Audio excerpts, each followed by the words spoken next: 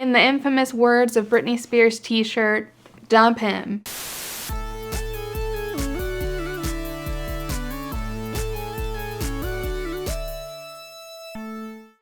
Welcome back to the Miscellaneous channel where we do miscellaneous things. I'm Zeleny. I typically cover TV, pop culture, internet trends, and other miscellaneous things on this channel, so subscribe if that's your vibe. So today I'm going to be discussing episodes 7 through 9 of Love is Blind Season 8. There's some good news and bad news. Which do you want first? I'm going to assume you said good news. We're out of the pods. Let's celebrate that. We have left that shit behind us, thank God.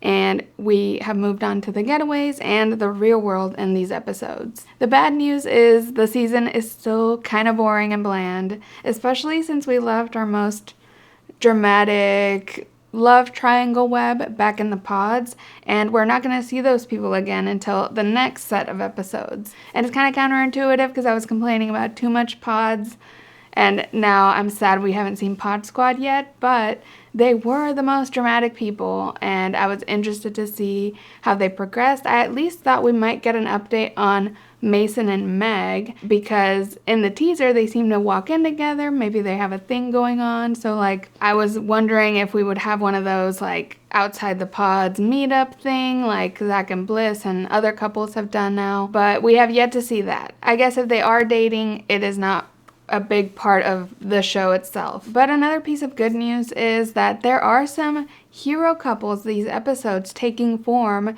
that we can root for, I think. So if you're one of those people that watches Love is Blind for the wholesome, fuzzy feelings of watching people fall in love, then you might have actually really enjoyed episodes 7 through 9 because there was a good amount of that going on. I'm more someone that likes to watch Love is Blind for both the balance of messy drama and hero couples. So at least this season is kind of catching up in the hero romantic couples department. But the drama still is just kind of messy, and all of the drama involves outside influences, social media. It's getting kind of meta. The drama now that we're seeing with the couples is kind of more about them being on the show and outsiders trying to poke holes in it, people exposing them on social media. So it's kind of stuff we've seen in past seasons, but we normally see more of this while the show is airing, the TikToks exposing and that kind of thing. And this is one of the first seasons where that has really infiltrated when they're actually filming. And I don't know if it's maybe because the Twin Cities are a smaller city, that maybe the dating pool wasn't that big, and so word got around really easily. Maybe this cast is just particularly chismosos, but there's something going on where all of the drama that is real and intense is more about this outside meta thing of them being on a TV show and other people questioning motives and exposing them on social media. So we'll talk about that, but it's just kind of weird. It's not fun drama where it's escapist, because it's constantly beating you over the head that you're watching a TV show.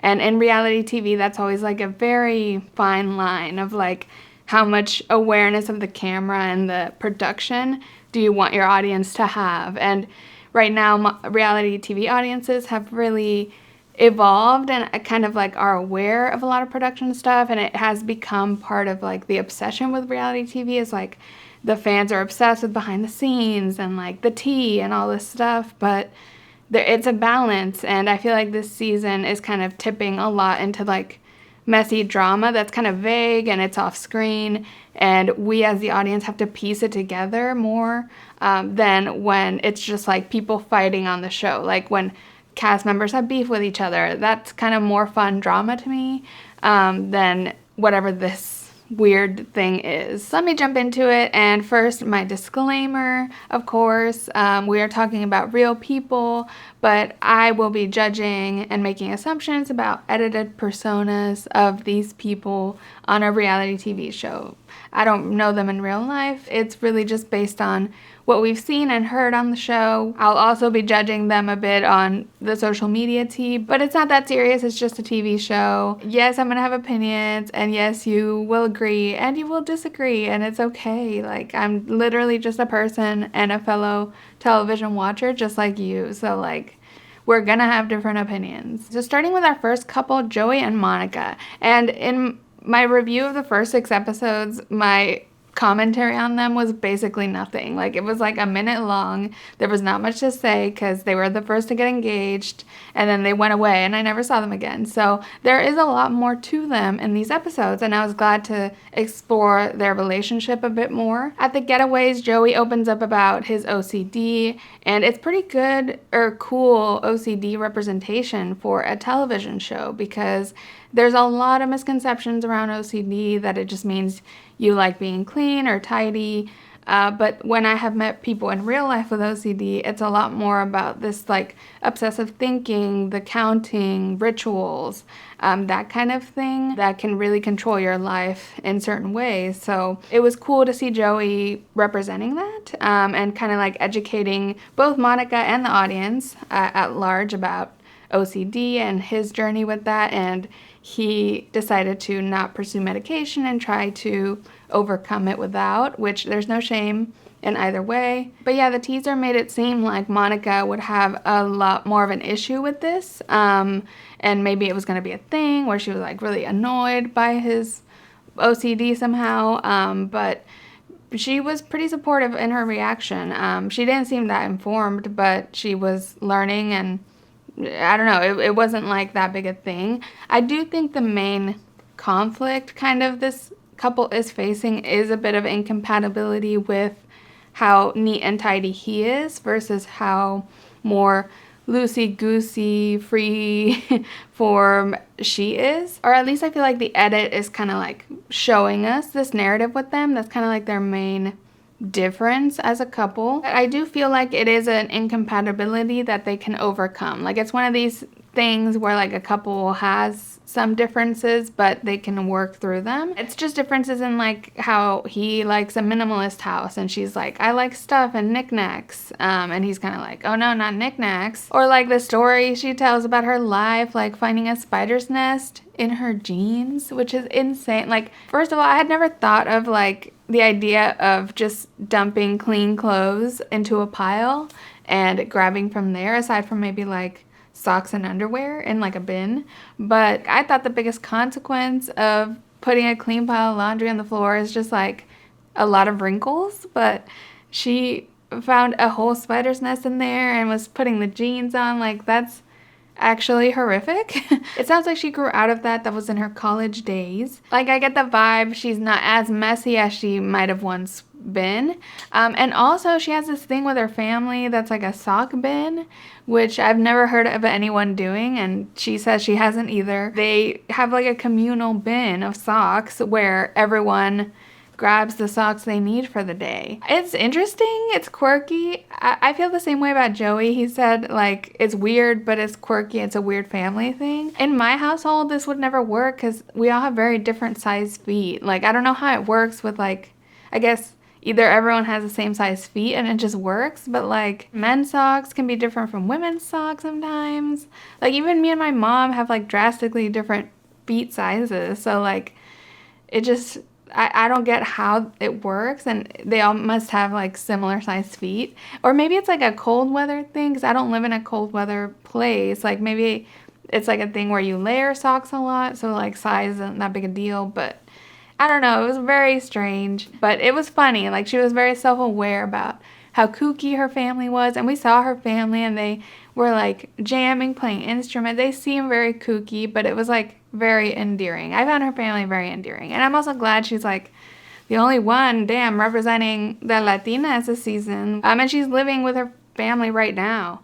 She clearly had like all her apartment stuff in this room. When she moves out, which socks does she take? Does she just take like a quarter of them or whatever, like the percentage? But Joey finds it endearing, just like I am. Like, nothing about any of this has like alarmed him too much. Like, he will tease her about certain things like the sock bin or like the jeans, but he's chill about it and still very much in on their relationship, it seems. And then the other main conflict with this couple is that Monica's sister doesn't like Joey. She like pulls Monica aside and they talk, and she says Joey's not her type physically, personality-wise, she doesn't see a match. She thinks he could be acting, he could be phony, he's saying the right things, but it doesn't feel real or genuine. I do understand caution. I understand hesitance with the men on Love is Blind. Like, we have seen some horror stories. And honestly, Joey at times reminds me of, like, the character Trevor was trying to play in that season. Aside from that, there's no evidence Joey has given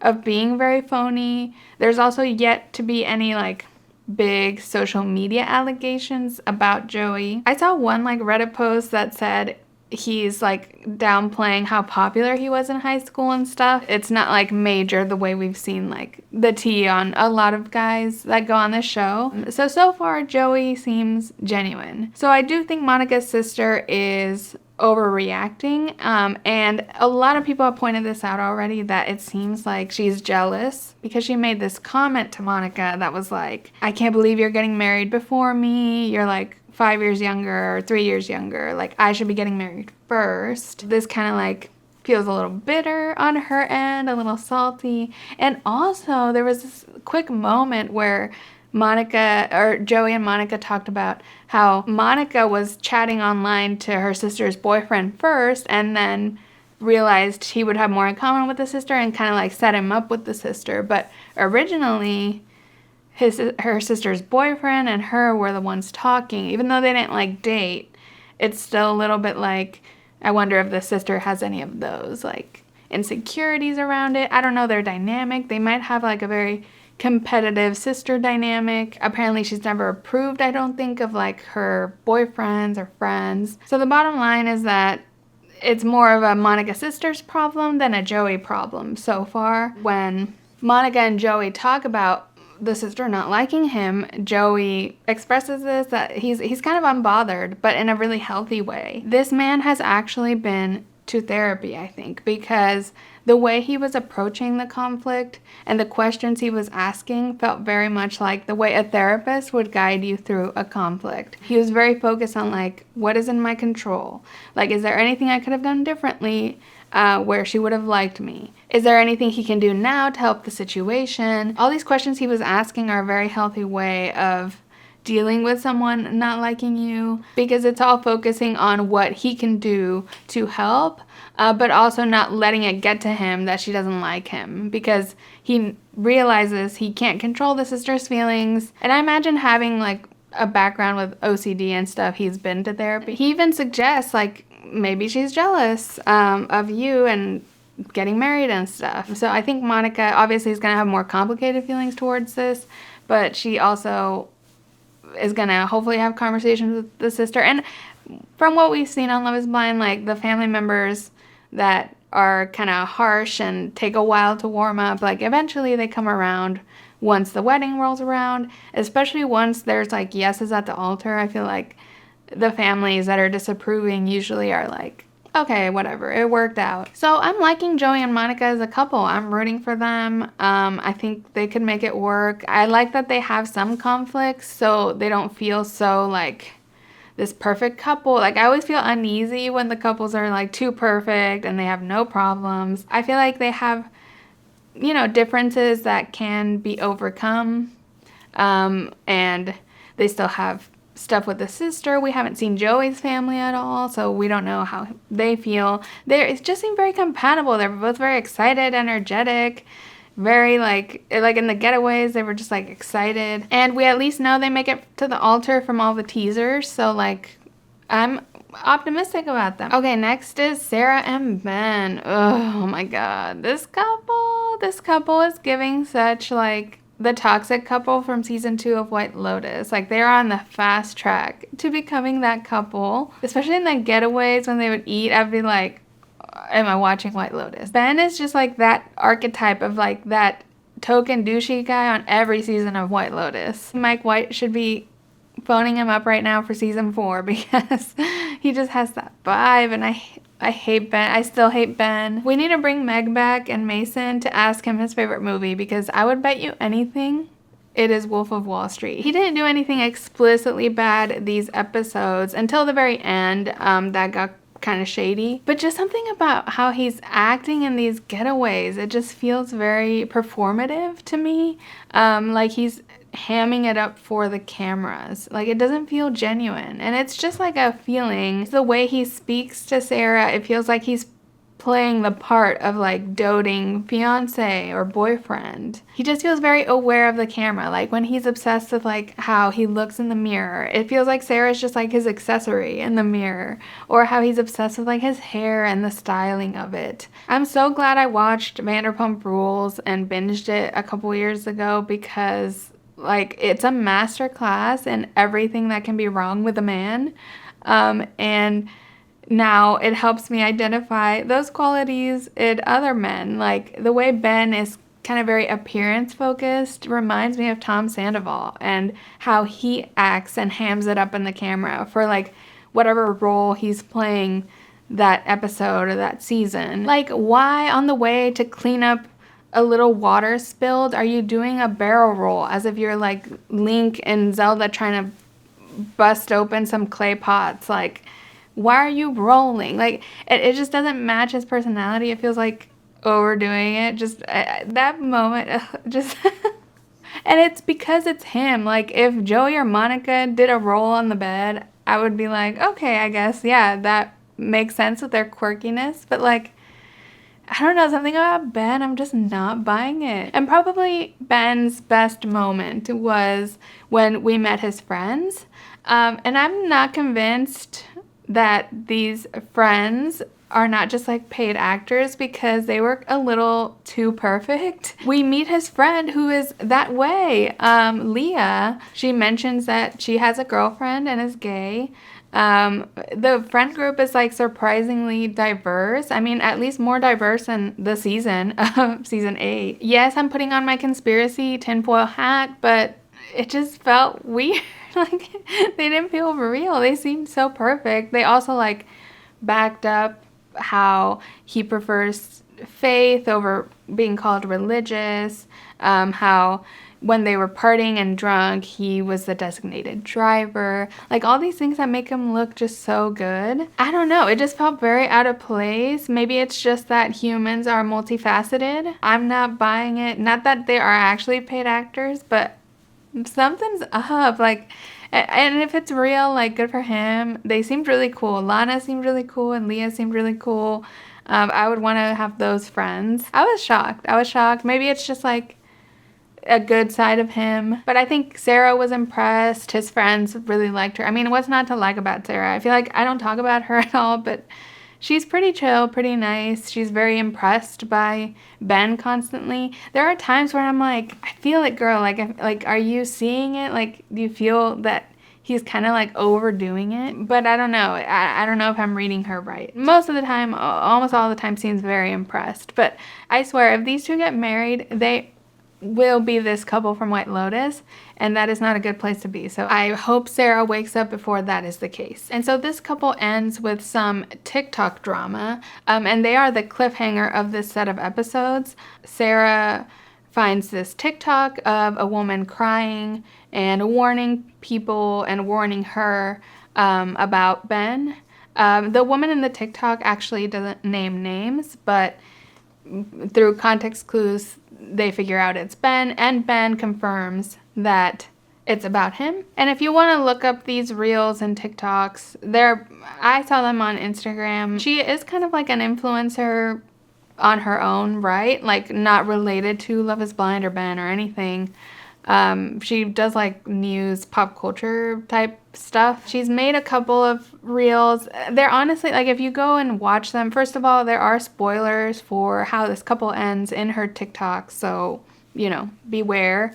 Also, she is very vague about why Ben is very shitty.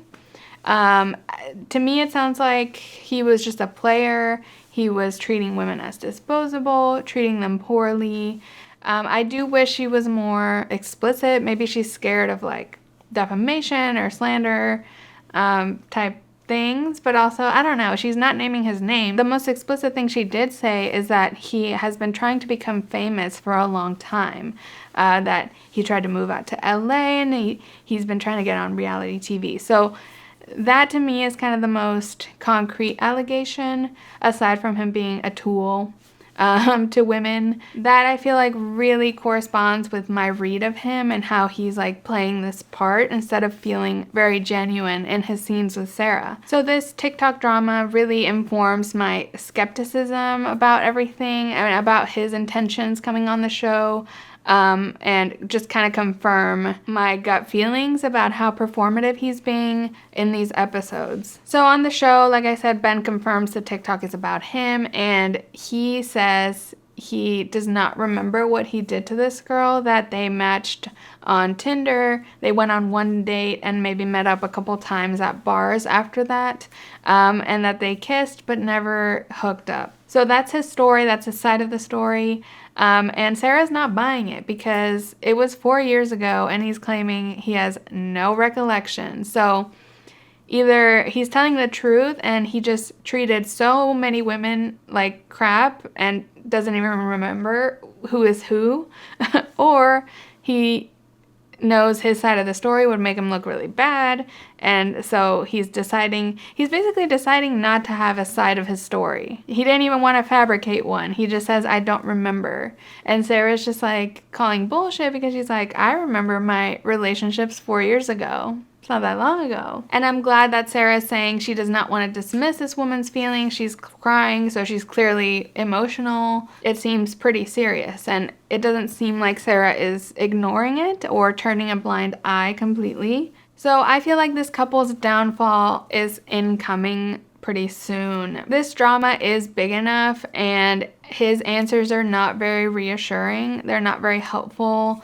They're not very comforting that what she's saying isn't the truth, because if he doesn't remember, then that makes her side of the story feel more legitimate. So this was a cliffhanger. We don't know how it ends. It doesn't seem like they break up here or anything because they do seem to have other scenes in the teaser, but I do feel like they are not going to get past this. Maybe if we meet Sara's friends or family, we haven't seen them, maybe they'll notice some red flags.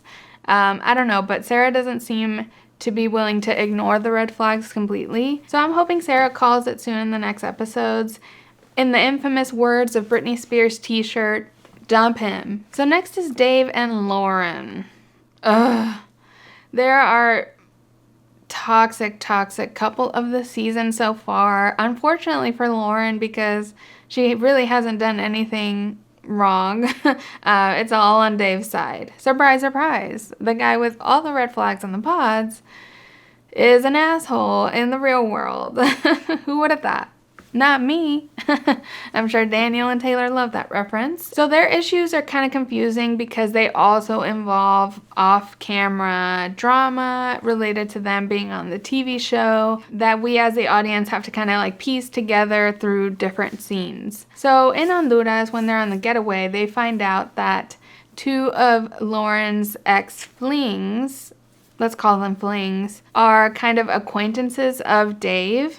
He doesn't know them really, but he knows of them. And that is bothering him quite a bit because apparently one of those flings happened right before she left for the show. And Dave says he judged Molly for having kind of a fling, sort of relationship 6 months before the show started.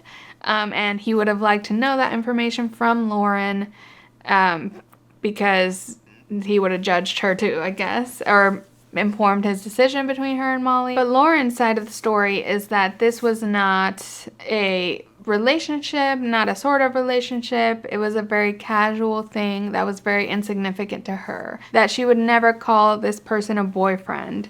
And so that's why she didn't feel it was relevant to talk about in the pod. So I don't know, I feel like from the reveal, David is not that interested in Lauren and looking for excuses to sabotage the relationship. Even little things when they're at the getaway, he fixates on, like, he tells her to her face, like, oh, I don't wake up or notice that you move around in bed. But then when he's around the other couples, he's telling and complaining to all of them, like, oh, she moves so much at night, overnight. She's always getting up to pee all night. He said that this peeing thing so much, I started getting worried she has a UTI. But I don't know if he's just like exaggerating and wanting to complain about something about Lauren. And he also seems to be getting frustrated that she is not sleeping with him.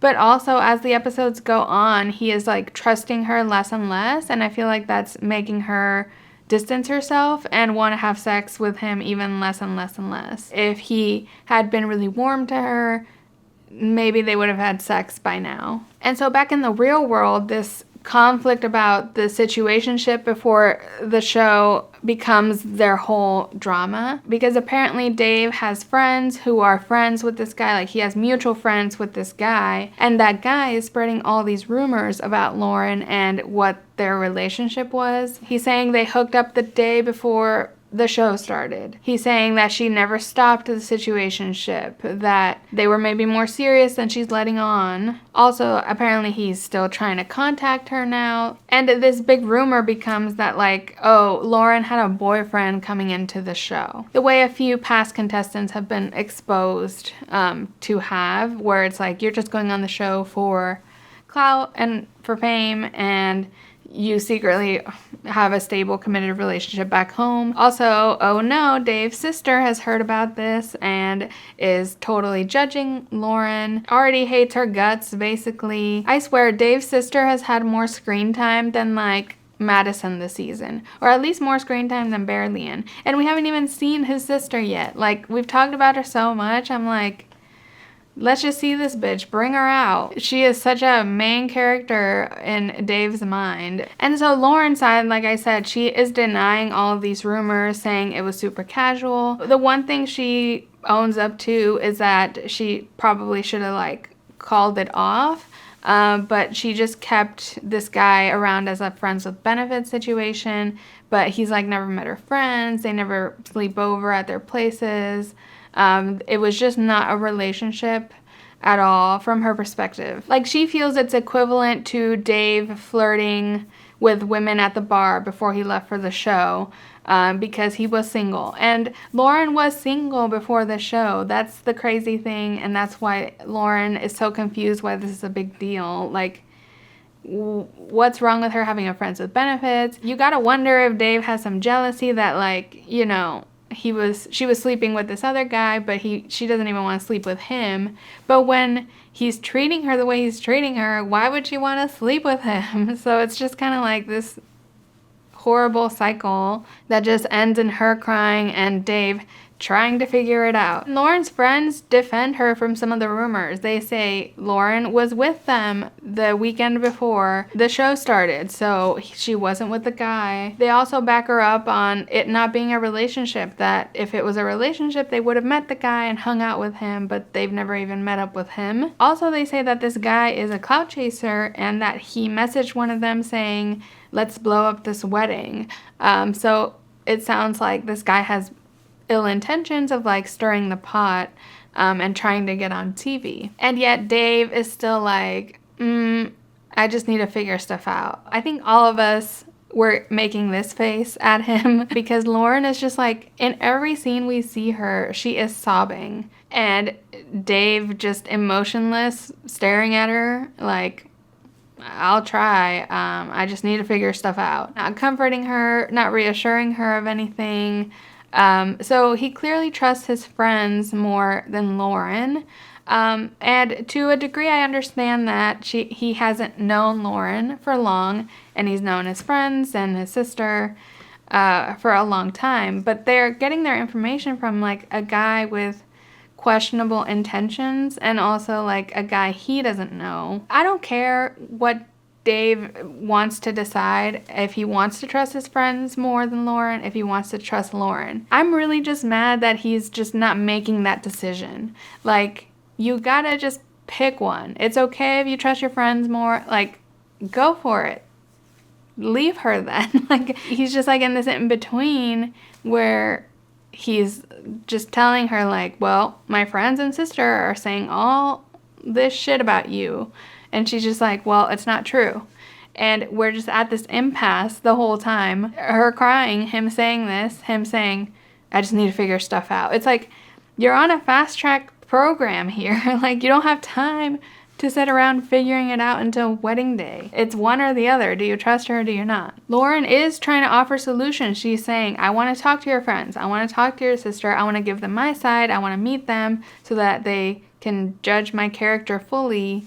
And it's just not happening. And he's just like, but they're saying this. And she's just having to defend herself all the time. And they have this kind of fight in the kitchen.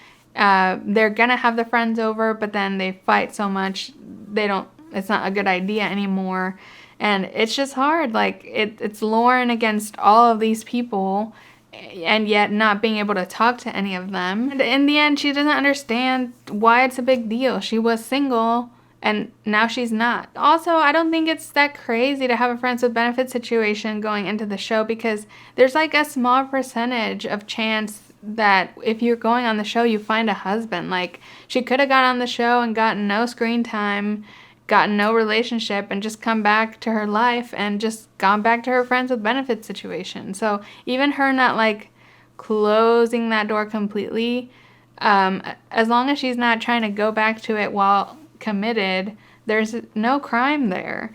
It's just very bizarre how David cares so much about this. I get the vibe he's one of these men that like make the relationship shitty for the woman, but doesn't want to like break up with her because he doesn't want to like be a man and confront and, you know, end it. So he just makes it shittier and shittier until the woman breaks up with him. I don't know, that was just the read I got when he broke up with Molly. And it just feels like he's totally withdrawn and not trying, but also says, I don't want to give up yet. Just make a fucking decision. I'm so tired of him. Like, she is crying every day that she's with him. That is not a good relationship. Also, from the teaser, it looks like he ghosts her on the wedding day or the day before the wedding.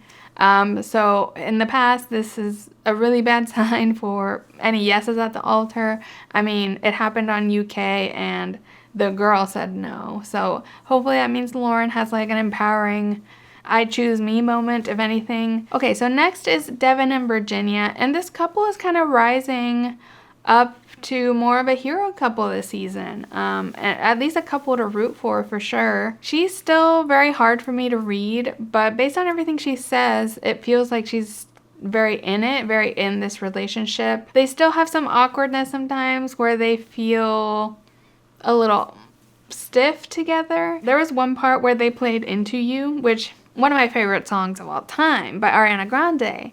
And I was so excited they played this, but then watching this scene, I was like, ugh, why would you waste this amazing song on the most awkward scene ever? And I don't think it was their fault at all. It looked like it was really, really cold. Like, they were both kind of trembling. I don't think Honduras is a cold place, but I think it was just like happened to be cold. Maybe the water was really cold, but like, you have sexy hardcore Into You playing and they're just like trying to make out without trembling. I felt so bad for them. So I wish they would have saved that song for like a warmer moment, but at least it was there. I don't know. I don't blame Devin and Virginia for that one. And the main kind of theme of issue with this couple is age.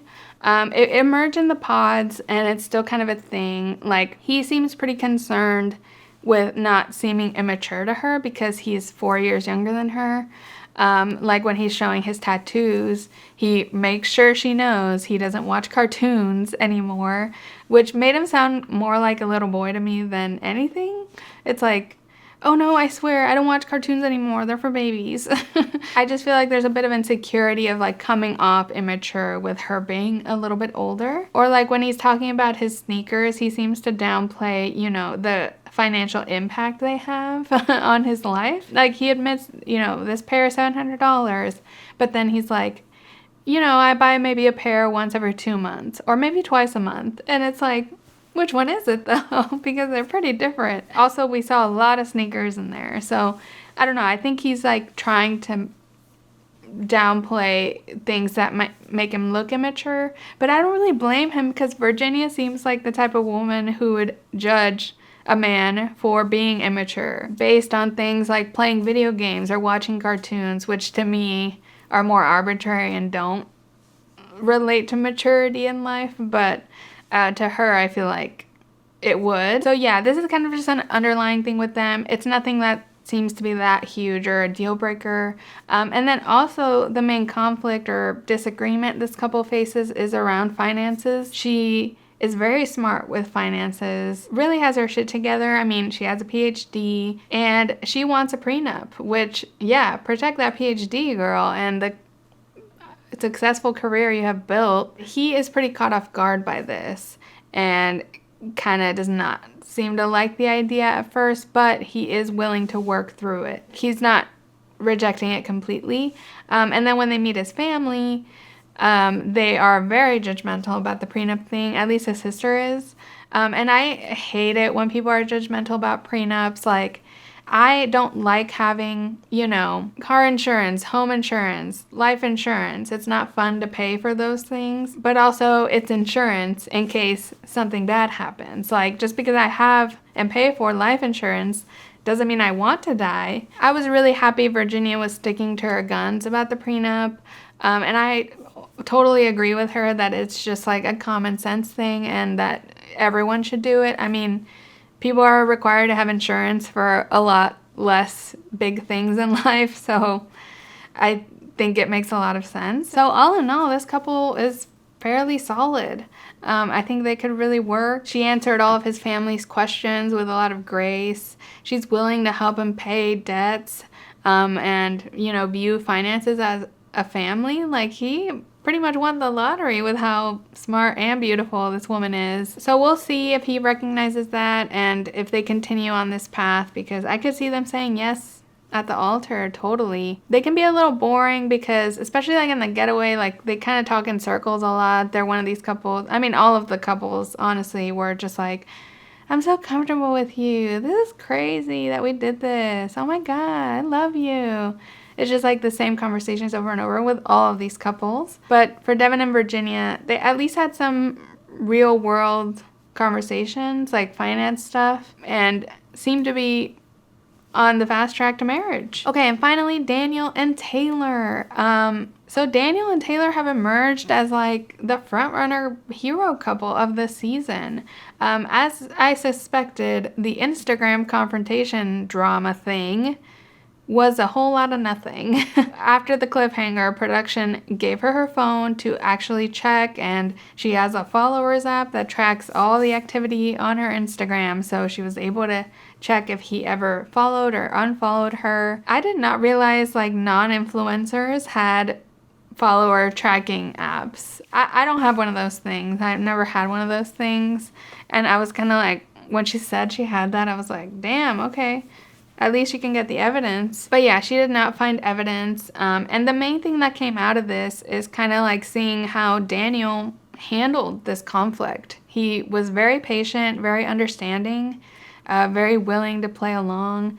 I was very nervous because he kept saying like, well, once she said she could find the evidence, he was like, well, it's possible, like, I'm not sure. And then I was like, oh, he's guilty. But no, it turned out he wasn't. She got her evidence, and afterwards she felt really guilty, of course. But I don't know, I feel like she wasn't that into him at the reveal, and then this situation helped her kind of fall in love with him again. And they emerged from this as one of the strongest couples of the season. They're just very well matched. They really are obsessed with Christmas, like they talked about. They bring it up every 5 seconds. They also make a lot of the same pop culture references, like the Paul Rudd reference I made earlier this video. She is a Swiftie, and he enjoys her playing Taylor Swift and likes Taylor Swift, which is surprising from a man. Honestly, green flag if a man likes Taylor Swift. In the Instagram scene, when she's asking for the Wi-Fi password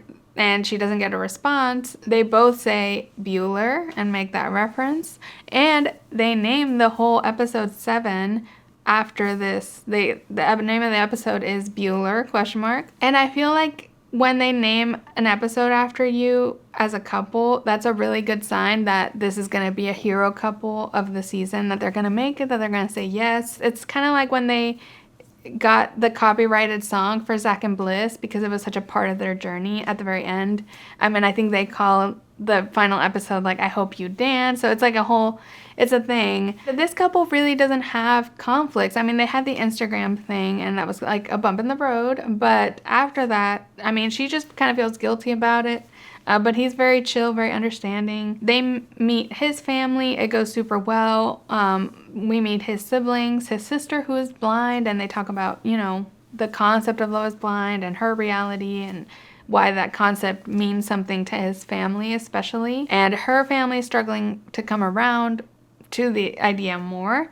And so they go meet her family, her parents, or her mom especially kind of has some hesitance, but then his parents show up and all the parents are there and they have this very wholesome whole scene talking. Like, they come from very similar backgrounds. So they just seem like a perfect match. Like, both their parents have been married for decades and, love Christmas and probably love Jesus too. I don't remember if they mentioned that. I feel like meeting his parents made her parents feel more at ease.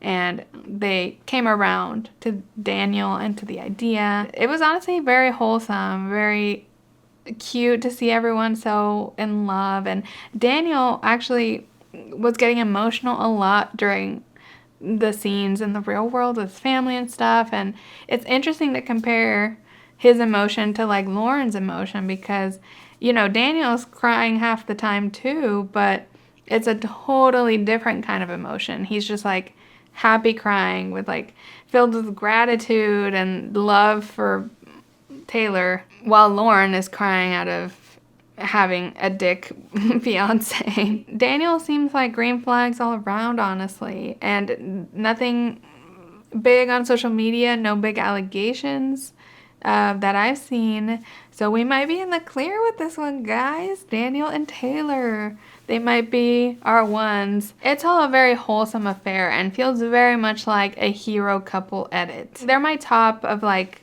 most likely to say yes, to get married, to be a Love is Blind success story. I'm glad the Instagram thing didn't amount to anything. But again, it's the same kind of drama as the other dramas we've seen of like just outside social media type stuff. It's drama where the production of the show is an important component of the drama. That's all the couples so far. That's episodes 7 through 9. Honestly, not that eventful. Somehow I still found things to yap about forever, but it took me like a second watch of the episodes to like catch on to more of the nuances that stick out to me, or like pay more attention to the edit, because the edit can reveal a lot about if a couple is headed for the success or for demise. Once I've watched it once, I kind of know where it's going, and then I kind of can focus on the edit and what they're showing us, like what reaction shots they're cutting to. It's a lot about that in Love is Blind and reality TV in general. Thanks for being on the journey of watching Love is Blind together. It's always so much fun. Sorry I haven't been the best about being on top of comments and replying and stuff, but I read all your comments, and there were a lot of very kind ones, a lot of interesting opinions last video, some out-of-pocket opinions as well, but mostly, as usual, great conversations. I love seeing y'all that are regulars, that are here every season. Welcome if you're new as well. I'd love to have you here too. But also my regulars, it's like I look forward to your opinions specifically and reactions as the season goes on. Next set of episodes, we're getting our Pod Squad confrontation. I'm very curious to know if Mason and Meg are dating. I think they could really work if they gave it a shot. And Madison's messy ass, she's gonna be there, and I'm gonna be excited to see how she stirs the pot. I don't think she's a danger to any of our couples anyway, so it's like, let it rip, girl. Give us some drama. Let me know your thoughts on the season so far. Were you bored to tears? Were you living for the romance? Whichever it is, I would love to hear about it in the comments below. Please like this video and subscribe to my channel if you enjoyed. I put out new videos whenever I feel like it about TV, pop culture, internet trends, and other miscellaneous things. And you can follow me at Miscellaneous to keep up with me, or just turn on the bell notification here on YouTube. Thank you so much for watching, and I'll catch you in the next one. Bye!